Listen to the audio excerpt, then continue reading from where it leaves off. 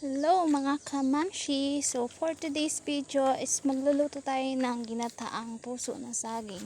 So meron tayo ditong puso. So tinadtad ko na po siya ng maliliit. And then meron din tayong balatong. At syempre kailangan natin dyan ng talbos ng sili. At ang ating bawang. At sili. Yung bunga po. So option lang po yan kung gusto nyo maglagay o hindi. So meron din po tayo ditong unang gata at ang ating pangalawang gata. Ang una po is palalambutin muna natin ang ating munggo.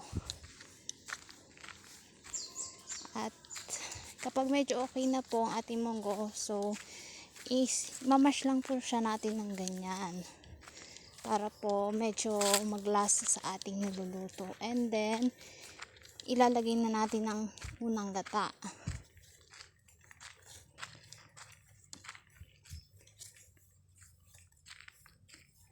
At ang ating isusunod po ay ang ating puso ng saging.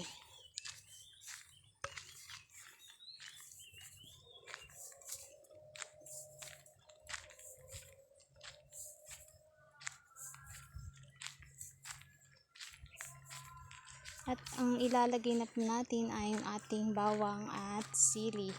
So yung sili po ay naglalagay lang po ako ng buo kasi po para sa mister ko po yan. So mas gusto niya yung ganyan.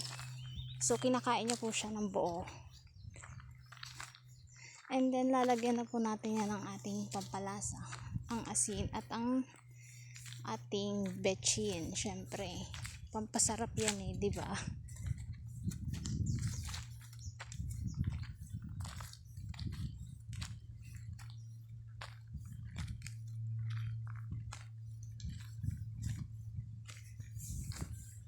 And then, imekos-mekos lang po siya natin ng ganyan. Tapos, hihintayin na lang natin siyang kumulo. And then, pagkakulo po, is lalagyan na natin ang ating talbos ng sili. So, hindi ko na po pinakita yung ating product. Thank you for watching. Palike and share po ng ating video. Thank you po.